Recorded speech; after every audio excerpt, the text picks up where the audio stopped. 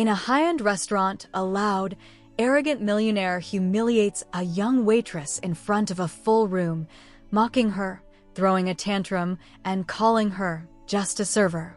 Everyone watches, uncomfortable but silent. Then, the waitress responds. Just one sentence. And it hits like a thunderclap. What she says flips the power dynamic, shocks the millionaire, and leaves the entire restaurant frozen in stunned silence. Before starting the story, make sure to subscribe the channel so that you don't miss any update in future. It was one of those restaurants where the lighting was low, the forks had 4 digits worth of price tags, and the wine glasses sparkled like they knew they were too expensive to touch. Laughter floated across the room, the type that's too polished to be real, more like background noise for rich people pretending they're not bored.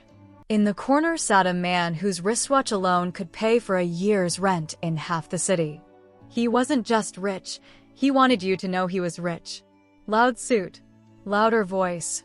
The kind of guy who thought waiters were just props in his personal performance. Across from him, some corporate types laughed along, more out of fear than humor. You could tell from their eyes, nobody wanted to be the one who crossed him. His name was Derek Langston. CEO. Investor. Millionaire. Jerk. A few feet away, walking briskly yet politely, was her. The waitress. Maybe 23. Hair tied back. Not fake cheerful, just professional. Her name tag said Ava. She was serving table 6 like she'd done it 100 times before, but you could see it in her posture. Something about this table didn't feel right tonight. And then, the first sign came. A broken smile. A forced chuckle. Ava said, "Let me get that cleared for you, sir," and reached for his plate. That's when Derek slammed his hand down. Not hard, just loud enough. Deliberate. Enough to make 3 nearby tables pause mid-bite. He looked up, and with a smirk that dripped condescension, said, "Do you know how much this dinner costs? You think someone like you can just walk over and touch it?" Ava froze. Just for a second. Not in fear. In calculation. And in that instant, the energy in the room shifted just slightly, like the air held its breath. But what she was about to say, no one in that restaurant could have predicted. Ava didn't flinch. Didn't blink. Just looked at him. And that silence? It said more than 1,000 apologies ever could. Around them, forks paused midair. Glasses were halfway to lips, frozen. Even the guy playing piano in the corner suddenly seemed to realize the keys were too loud. It was like the universe had hit the mute button just to see what would happen next. Derek leaned back in his chair, clearly enjoying the spotlight. He spread his arms theatrically, looking around the room like he was performing. "See, this is what I'm talking about," he chuckled to his friends, loud enough for half the restaurant to hear. "You give a uniform and they think they own the place." His friends laughed, the kind of laugh that's more about surviving than agreeing. You could tell they were uncomfortable, but no one dared interrupt the show. Ava gently set the plate down. Her hands were steady, but there was something about her silence, the kind that unnerves bullies because it isn't rooted in fear, but in calculation. She wasn't reacting emotionally. She was reading him. Derek squinted at her. "You got something to say?" That's when she finally spoke. Not loudly, not dramatically, just calmly, and somehow that made it land even harder. "I was just wondering," she said, voice soft but clear. "How much money does it take before a man forgets how to behave?" Boom. The sentence floated in the air, slow and deliberate, like someone had just fired a bullet in a padded room. No one moved. No one spoke. And Derek, the millionaire with the power, the table, the audience, suddenly looked like the smallest man in the room. His smile faltered for just a second. That second, everyone saw it. The crack in the mask. And Ava? She didn't gloat. She didn't smirk. She just walked away, like it wasn't even about him. But it wasn't over. Oh no, not even close. Because Derek wasn't the kind of man who let something like that slide. And what he did next would turn a tense moment into full-blown humiliation, not for Ava, but for himself. Derek sat there for a heartbeat, stunned. Not because he didn't have a comeback, but because someone like her had the audacity to speak like someone like him. His ego didn't crack. It detonated. He leaned forward again, but this time there was no smirk. Just clenched teeth behind forced laughter. "Wow," he said, voice dropping to that dangerous calm tone rich men use when they know they can ruin you with a single phone call. "We're getting philosophy now?" From a waitress. His table chuckled nervously, the kind of laugh that says, "Please don't involve me." But Derek wasn't talking to the table anymore. He was talking to the room. He stood up. Loud. Abrupt. Chairs scraped. Heads turned. The illusion of civility, gone in a second. "I work my ass off to be here," he barked, pointing a finger. "While people like you get to serve me. That's how the world works. Always has, always will."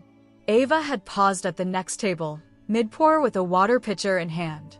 She turned slowly, eyebrows raised slightly, not offended, not scared, just disappointed. Like watching a toddler throw a tantrum in a tuxedo. But Derek wasn't done. He wanted a reaction. He needed the room to validate him again. So he pushed further. "I bet you're just some college dropout. You think quoting some TikTok-level wisdom makes you better than me? You know what I own? You know how many people beg to be at my table." The room was dead silent. Even the couple celebrating their anniversary 2 tables over had stopped mid-toast. A kid at a nearby booth whispered, "Mom, is he in trouble?" Derek was unraveling. Publicly. And Ava? She was still standing. Still calm. Still dangerous in her silence.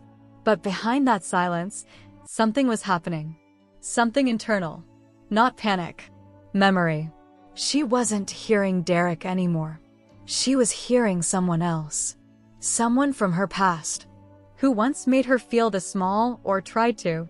And what she did next would make everyone in that restaurant remember her name. Ava kept her posture straight, but inside, her chest was buzzing. Not from fear. Not even from anger. But from something older. Deeper. This wasn't the first time a man had raised his voice like that. Wasn't the first time someone mistook her silence for weakness. As Derek ranted, Ava's eyes drifted for a moment, not to him, but somewhere distant. Somewhere before. Back to a kitchen.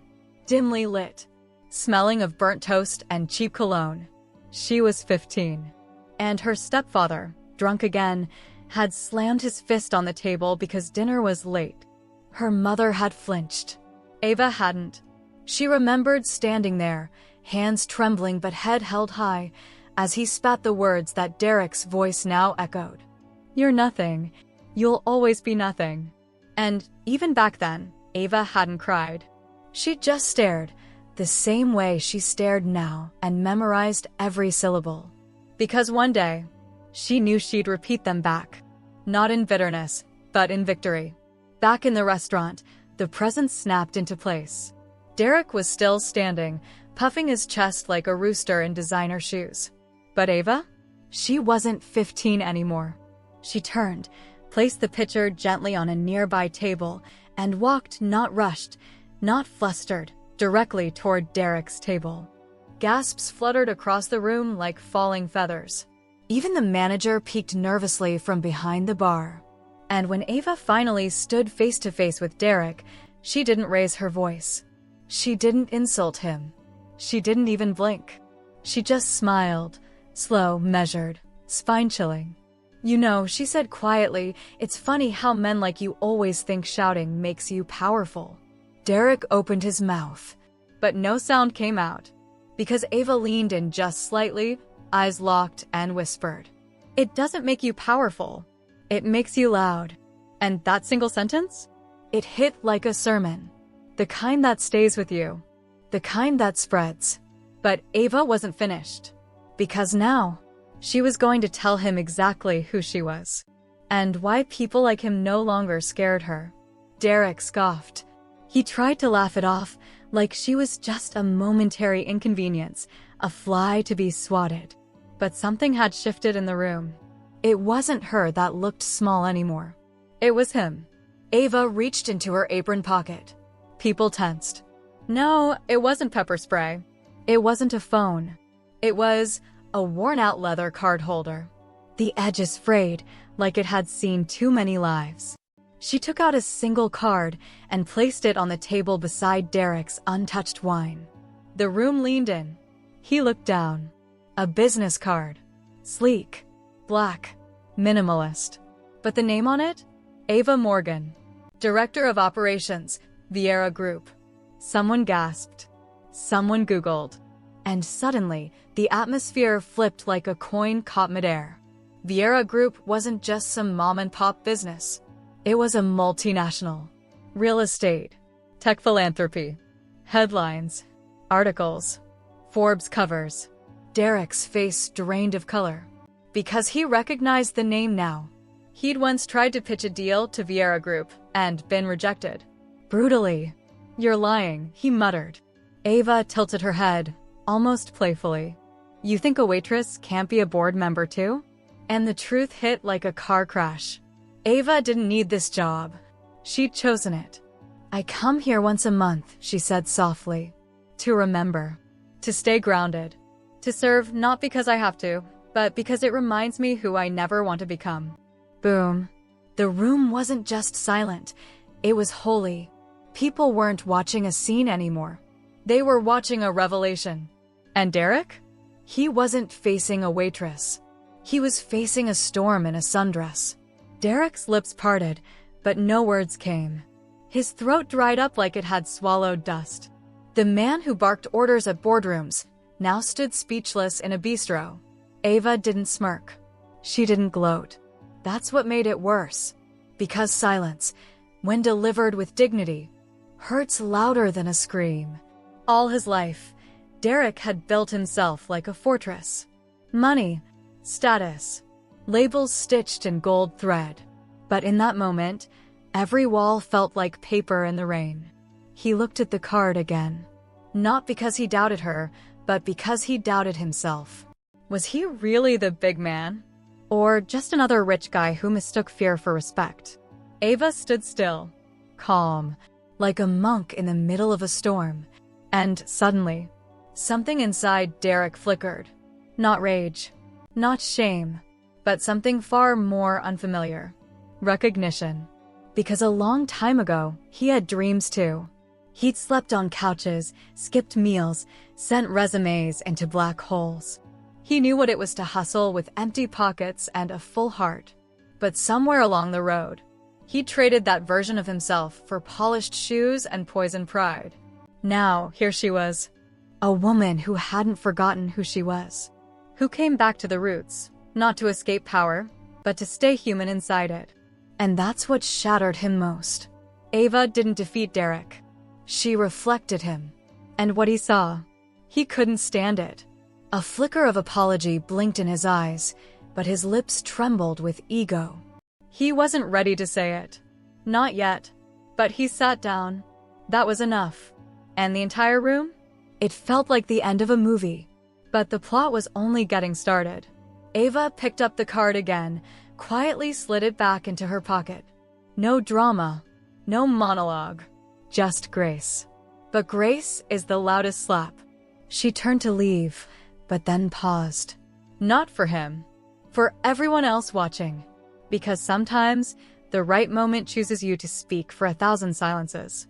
She looked around, into the eyes of a room full of strangers. Then calmly said, "Respect isn't earned through money. It's revealed when you think no one's watching." It wasn't a quote. It was a punchline to society's lie. You could feel the weight of her words drop like bricks on polished marble floors. Someone dropped their fork. Someone wiped their eyes. Even the manager, the one who just stood frozen earlier, now stepped forward, not to apologize to Ava, but to thank her. And Derek? Still seated. Still stunned. Still rethinking every dinner he ever ruined with arrogance. Ava didn't stay for applause. She didn't need it. She gave the room a truth so raw, it didn't need a mic drop. And just as she reached the door, a small voice from the back whispered, "That's her. That's the one from the podcast. She's the one who started the foundation." People blinked. Wait, what foundation? A ripple ran through the room like electricity. Because Ava Morgan wasn't just some hidden millionaire playing humble. She was the quiet force funding shelters, backing scholarships, changing futures without posting about it. She didn't walk out like a waitress. She walked out like a legend. And Derek? He just sat there, surrounded by cutlery and shame. The room didn't fall silent anymore. It stayed silent, out of respect. Long before Ava wore aprons and silence like armor, she wore pain like perfume, invisible, but unforgettable. 6 years ago, Greyhound Station, 2 bags, 1 broken dream. Ava had just left a toxic startup in San Francisco. She was the co-founder until she wasn't. Kicked out. No credits. No closure. She'd built the app. They'd built her out of the company. That night, she slept on a friend's futon in Harlem, eating ramen, Googling how to stop feeling like a failure at 2 a.m. Her phone battery at 3%. Bank account? Worse. But that's when she learned something most people never do. You don't hit rock bottom. You become it, so no one can push you lower. And that's when Ava stopped asking for a seat at the table. She decided to build her own table and feed people who were never invited in the first place. She did deliveries. She served coffee. She worked night shifts and read investment books on the train. And while the world laughed at her side hustles, she was busy laying bricks. Quietly. Daily. The day she launched her nonprofit was the same day her old co-founder DM'd her. Hey, saw your Forbes feature. Congrats. Didn't expect that. She didn't reply, because Ava had learned something else. Success isn't revenge. Peace is. But she kept the DM. Not as a trophy. As a reminder. Where you come from isn't always where you're going. And what breaks you sometimes builds you louder. Ava's strength wasn't just in her grind. It was in her heart. Her little brother, Jay, was the real reason she never gave up. He had special needs, and life wasn't easy for their family. Every late night, every skipped meal, every delivery, she did it for him. She wanted Jay to have a life beyond struggle. Ava believed if she could change her own story, she could rewrite his too. Her hustle was a love letter, written in sweat and sleepless nights. This wasn't about money or fame. It was about breaking a cycle and proving that family means fighting, no matter what. There was a night Ava still can't forget. Her phone rang at 2 a.m. Jay had a seizure. Hospitals, sirens, panic, everything moving faster than her heart. She sat by his bedside, praying, wondering if all her hustle was enough to keep him safe. That night, she realized money can't fix everything. But love? Love fights when the world gives up. That was her turning point. No matter how hard it got, Ava promised herself she would never stop. For Jay, for every quiet fighter out there who's been overlooked, that hospital room wasn't just a place of fear. It was where Ava found her fiercest fire. She wiped her tears, looked at Jay sleeping, and made a promise louder than any storm. I won't just survive. I'll thrive. Next day, she didn't rest. Instead, she started planning. Fundraisers, partnerships, speaking events. Anything to build her dream and keep Jay safe. She wasn't just building a business. She was building a lifeline. And this time, no one could stop her. Just when Ava thought the weight was too heavy, someone unexpected stepped in. A local business owner, Mr. Grant, who once ignored her deliveries, offered her a partnership. He said, I see your fire. Let me help you fuel it. This wasn't charity, it was respect. Ava accepted, not for favors, but because she believed in real connections. Together, they launched community programs that changed hundreds of lives. Suddenly, Ava wasn't alone in the fight. She found strength in unexpected places, and the world started noticing. But success didn't come without a cost. Late nights turned into missed birthdays. Phone calls went unanswered. Friends drifted away, unable to keep up with her relentless pace. Ava felt the weight of loneliness pressing hard. She questioned if all the sacrifice was worth it. Yet every time doubt crept in, she remembered Jay's smile, the reason she fought. Sacrifice wasn't pain, it was a choice.